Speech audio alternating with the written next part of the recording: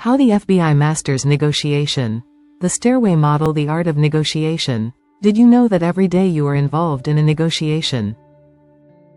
The funny thing is that you might not even realize it. Throughout the day, you are probably negotiating with yourself about what you should do, what you should eat, what you should wear, how much money to spend, and so on.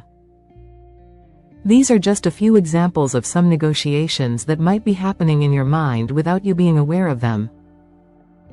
When you think about negotiation, the first thought that might come to mind is a man or a woman in a conference room, dressed in a suit, shaking hands with another person after a successful negotiation and then concluding a deal. But it's not always like that. Great negotiations are made of great collaborations. Before delving into specific business negotiation techniques, I would like to present the staircase model, developed by the FBI for negotiating in hostage situations where emotions are strong and rational thought is often clouded. I would advise you to use this scheme when you find yourself in a negotiation situation in your life, whether it's your career, marital relationships, or even when you plan to make a costly purchase. I must warn you that this strategy will be counterintuitive to your normal way of thinking. Most of us, when entering a negotiation situation, have the ultimate goal of influencing and changing the behavior, thoughts, and actions of the other person by convincing them that we are right and they are wrong. The harsh truth is that we will never be able to make someone see things our way until they believe that we can see things their way. The problem with the first approach is that the more you try to convince the other person that they are wrong, the more they will be convinced that they are right. The key is not to convince them of anything, but to start by understanding their point of view first, and this is a technique used by the FBI. The first step of the FBI's 5-step strategy for hostage situations is active listening. You must listen to what the other person has to say and do so without any prejudice towards them. The FBI uses a technique called mirroring, where you repeat some of the key words that your counterpart is saying. This is to extract more information and understand their point of view better. Let's say you are in a sales situation where you are proposing a product to a potential customer. After making your pitch, the customer tells you that they don't think it will work for them. Using the mirroring technique, repeat some of the customer's key words. You think it won't work for you. This will prompt them to elaborate on their response. They might respond and say one of the following things: I like your product, but I don't think it's for me. I simply don't feel comfortable enough with your company's values or its reputation. I don't think I'm smart enough to understand it, maybe next time. My boss won't let me make it work, my team might not listen to me or think it's a good idea. I don't think your product works, nor is it probably suitable for us. Now that you have an idea of what your counterpart is really thinking, you can put yourself in their shoes and then recalibrate your speech and address their concerns. But without active listening, you cannot do this effectively. If you started making a speech and tried to modify their behavior without adequately understanding the person or at least making them believe that you understand them, you will not be effective in the negotiation.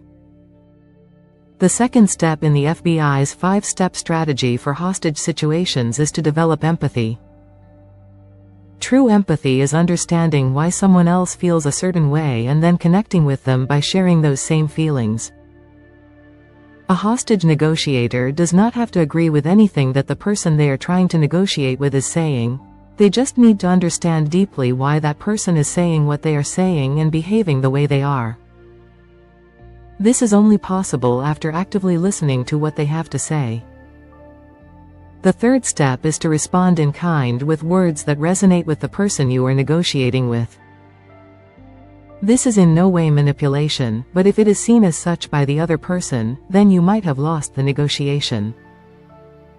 In a sense, you must develop a form of Stockholm Syndrome, which is a term used to describe how hostages begin to see, understand, and eventually adopt the logic of their captors. The fourth step is to influence. Most of the time, the word implies manipulating someone to do something they don't want to do.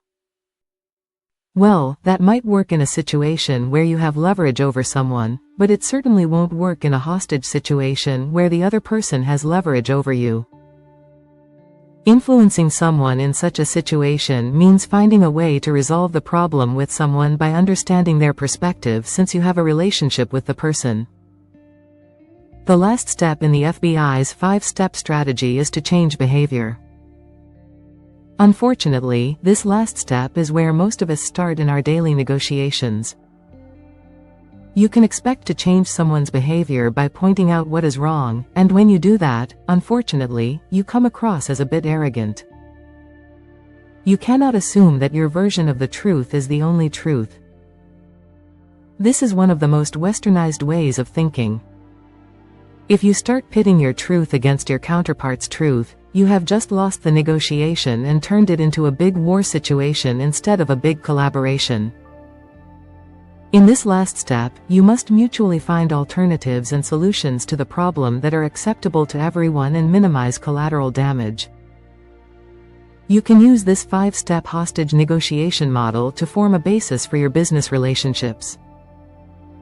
Even in business, a bad negotiation can cause a company to lose key customers as quickly as it gains them. Always leave your ego at the door and keep an eye on the big picture. Here are some tips and tricks that I have researched and that you can use to become a successful negotiator for yourself or your business. Tip number 1. Knowing the counterpart is always useful. If you have done your homework and know the counterpart's weaknesses, if possible, talk to your business partners who have dealt with this person before. Since the FBI's staircase model teaches you to put yourself in their shoes, you can reach a common point where both parties are happy. Tip number 2. Only negotiate with decision makers. You don't want to find yourself in a position where you have closed a deal only to discover that your agreement needs to be approved by someone higher up in the chain of command. It's like starting the entire negotiation process from scratch. Tip number 3. As a buyer, do not reveal your budget. If you are looking to purchase a good or service, never communicate your budget or any other limitations to the seller. What the seller does is that once they know your budget, they will rearrange the product specifications and other parameters to sell you a lower quality product that fits within your budget. You want the best product at the best possible price. Tip number 4. Pay attention to cues such as body movements, language patterns, and reactions. This is very important because nonverbal communication makes up almost 93% of any communication, while verbal language makes up only the remaining 7%. Be prepared to suspend or cancel negotiations if you feel that things are not going anywhere. Tip number 5. Demonstrate your knowledge. Establish at the beginning of the negotiation process that you are an expert in the matter. This could intimidate the person on the other side and put them on the defensive before they have a chance to establish their own credibility. Tip number 6. Always have something to give away without damaging your negotiation position. If you are sending a price proposal to a buyer, you can try to include baits and decoys in the proposal for the other party to find. For example, you might include spare parts in your proposal that the buyer discovers and asks you to remove from the proposal to reduce the overall cost. The spare parts are not essential to the overall project's success, and therefore you can remove them and help the buyer achieve a psychological victory. Tip number 7. Trade one item for another. If, for example, you are a seller of a car wash service and a buyer wants you to reduce the price, a smart strategy for you might be to lower the price for a more relaxed work schedule. Instead of cleaning the car every day of the week, you can offer a lower price to the buyer to clean it only 5 times a week. Tip number 8. Determine an acceptable outcome for the other party during the negotiation process. Ask yourself what you can offer to satisfy the other party's priorities without weakening your position. Be prepared to give up small things that you cannot win at all. Try to achieve a win-win situation for everyone so that both parties can benefit from the agreement. In conclusion, a successful negotiation is like a game of chess where every move you make should be designed to set up not only your next move but also future moves. Always keep one aspect of the game in mind, as this will help you avoid fighting to the last dollar. It doesn't make sense to argue over a few cents when you have already made a good deal in dollars.